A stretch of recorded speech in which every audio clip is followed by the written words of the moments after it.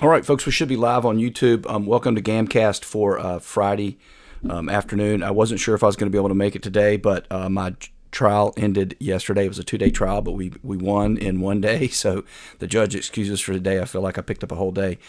Folks, we're here to talk about the redistricting hoax. This is one that has been in the news a lot lately because of Texas and some other states and the upcoming 2026 midterms.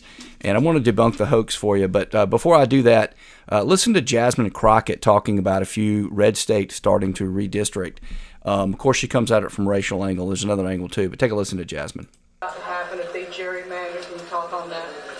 Yeah, so first of all, it hasn't quite been said clearly that Texas has always been found to be intentionally discriminatory. And so I want y'all to And if that was found, then the districts would be struck down. So she's lying, but whatever. It's against the law. understand the makeup of my state. The state is a majority-minority state. Also not true. And what this legislature historically has done is what they plan to do again, is to dilute the voices of people of color in order. Okay, again, complete lie. It's not a majority-minority state. Hispanics are white. They're Caucasian. So they separate that out. If you put Hispanics and whites, it's a majority white state. By far, not even close. It doesn't even have that big a black population. So I'm not really sure we're all up in arms about this. But what's going on in some states like Texas and others is they're deciding they want to redraw their congressional maps. And yes, of course, they're going to redraw them in a way so that more Republicans win these races. And again, folks, when I first went to law school in 1994, there were three big issues. One was taking. Another was affirmative action, and three was redistricting.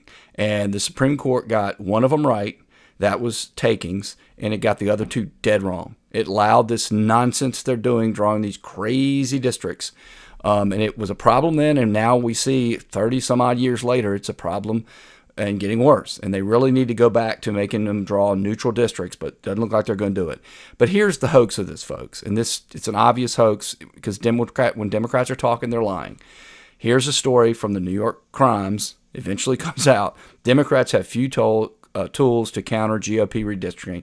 It only talks about Illinois and Maryland, but if you don't believe that New York and California and all the other states have done it, and the point of this story is simply this.